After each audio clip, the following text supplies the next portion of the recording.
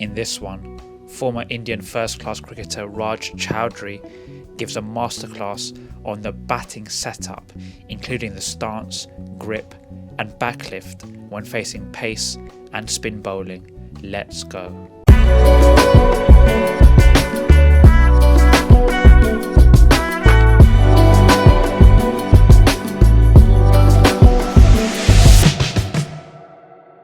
Whenever a batsman is not performing or is out of form, there could be a couple of things going wrong, but the chances are almost 85 to 90% of the time there is something wrong in his or her setup. Setup means your grip, stance and backlift. Okay, so first thing, if the red line is a popping crease, now the first thing I need to make sure is my feet are in line in my stance. Now, I don't want to be crossed like that, because if I'm here, I'm emailing, texting, faxing the bowler that I will not be able to play balls on middle and leg stump. At the same time, if I'm like this open, then I'm telling the bowler that his main channel I can't play. Okay, so I got to get a balance. And the balance is to make sure that my feet are in line so that my head is in line and the shoulders in line with the stumps at the non-striker's end. Now, I'll take examples of two players, and if you go and watch them, one is a current player, one is an ex-player, but both come from the same place in India, Karnataka. And one is Rahul Dravid and one is KL Rahul, the current Indian player.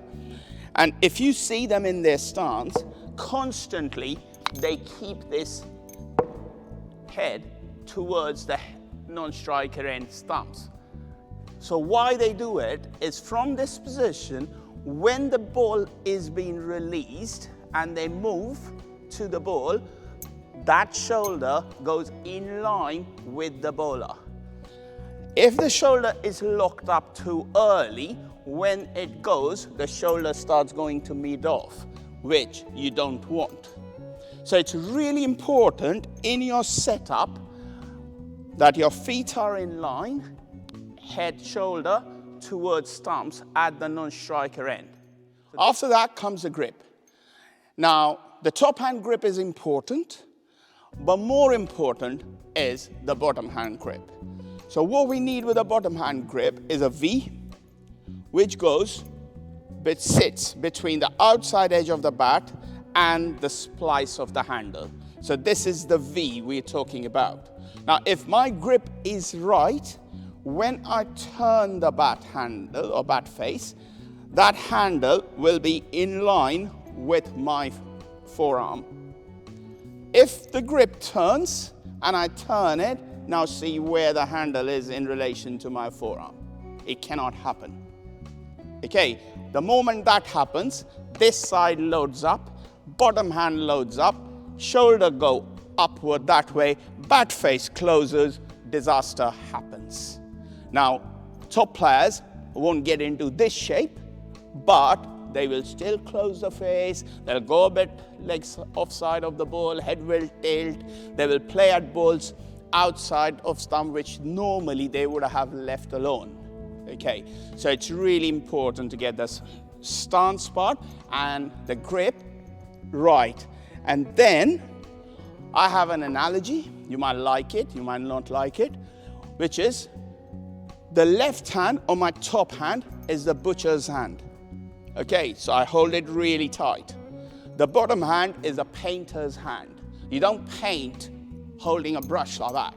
So you know how light the painter's brush is held. So bottom hand is light, top hand is tight, and the ideal grip is the perfect marriage between the butcher and the painter. Well, what that helps to do is to control the bat with the top hand, and the bottom hand then works as a guide to when we want to open the face, when we want to drop the ball. On the leg side, we can come, the bottom hand comes into play a bit more when we are trying to access mid-on, mid-wicket, wideish mid-wicket. But the bat has got a full face whenever it is coming on its downswing. The bat has got full access to the ball. The bat face is not closing. I'm not playing with a stump. And I'm not only accessing wideish mid-on to mid-wicket. I can play all round the wicket. Now, if my grip is right, it's quite easy to pick the bat up right, because what we need to do is just cock the top hand wrist to make sure that the bat gets the blessing of God here and then comes down. Now, it's really important, this bat going up here, because what it does is it gives me the ability to do quite a few things. A, I can hit the ball, time the ball well, which means the ball will go hard. Secondly, it allows me to play the ball on merit, which means that I can play the ball according to the length, according to the pace, according to the movement, where I want to. I'm not at mercy of the bowler and go into his area and do that. Because if I don't pick the bat up, and I make no heel contact, I'm going to go and do that. I'm going to go hard hands, I'm going to nick off. I'm going to have no balance, no control. So it's really important that when I pick the bat up, right, so I'm going in this position or this position. So the bat is up. One other important point is about the picking up of the bat is, if my grip is right and I pick the bat up the right way, what you'll find is this part opens up and my right elbow tip points to fine leg. What that does is, again, gives me full blade access to the ball. Okay, now the moment that grip turns and becomes like this, then look what happens when I pick the bat up. So my elbow tip has gone to backward square leg or long leg. Now when that happens, the moment the bat passes my right thigh, the bat face is going to be closed. I'm going to choke the bat. My weight is going to be here. I'm going to chip the ball up, I'm going to play with a stump, and all sorts of batting problems start creeping in. Okay. We're going to talk about playing spin. And if you want to break it down, the spinner is going to bowl 3 balls. A good length ball, a full ball, or a short ball. There's only 3 types of balls a spinner can bowl. Now, a spinning ball is like a poisonous snake, right? So if I'm going to play forward to the spinner, what I got to make sure is I kill the ball and smother the spin so there is no place for the ball to spin. So if it's a poisonous snake, I hit the snake on the head.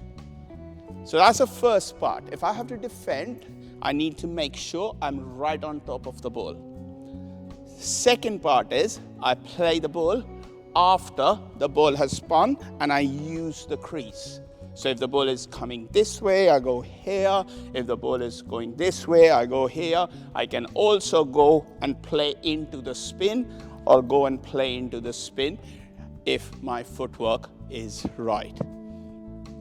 Now, there are a couple of things you got to understand. When you have men around the bat, so slip, silly point, short leg, what is the main danger when you have those 2 guys?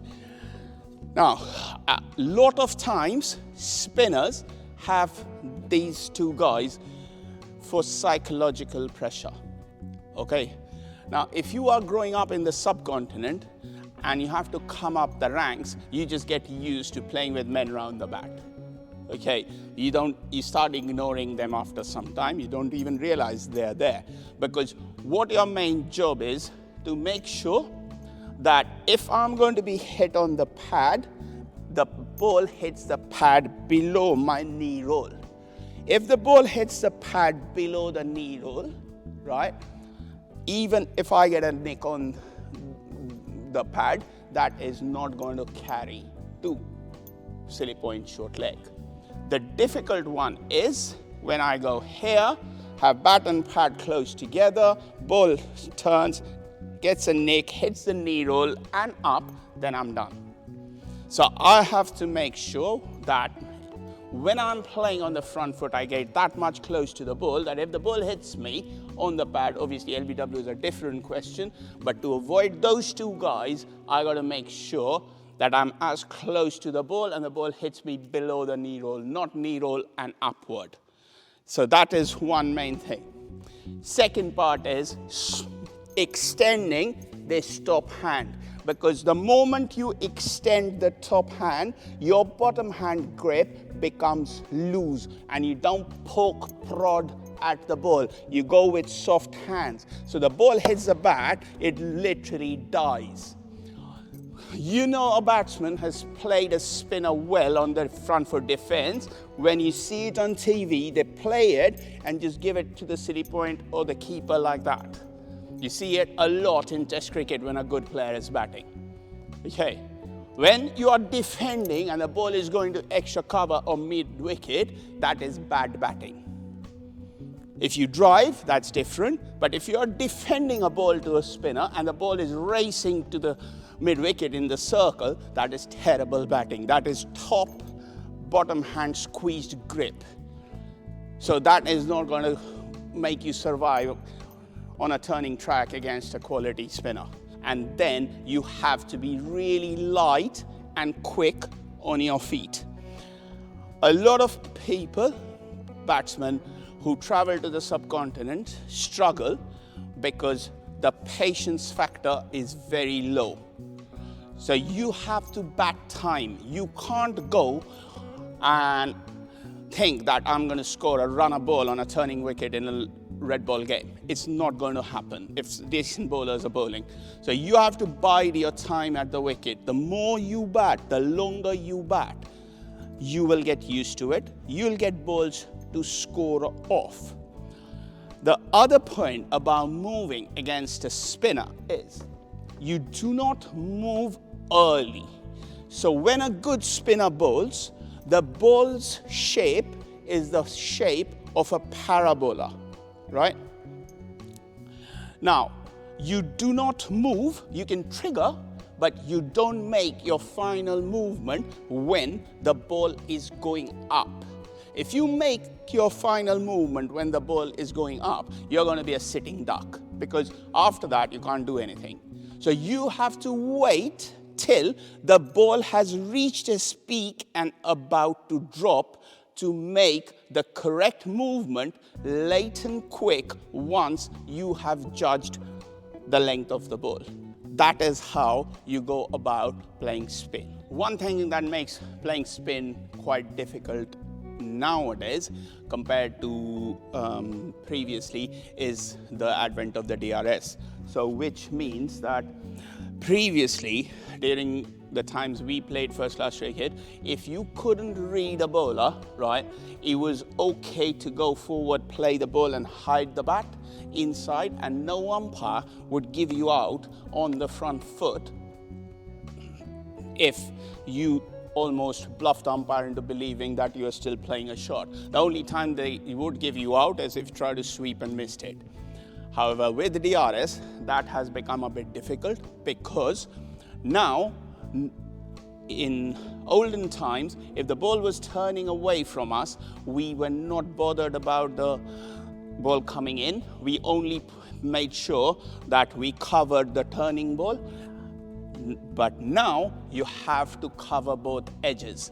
So which means a lot of people are staying leg side of the ball to make sure that they don't get hit on the pads. So that's something which has crept into the art of batting over the last few years, especially after the advent of the DRS. Now, how can you practice that? There's a way to practice that as well. So what you got to do is, if you have got access to a coir matting wicket or a surface where the ball grips and turns, you can bat on that with a newish ball where someone is throwing spin, where the ball is spinning, and you have to play without your front pad. If you do that, that's a very common practice in India, by the way.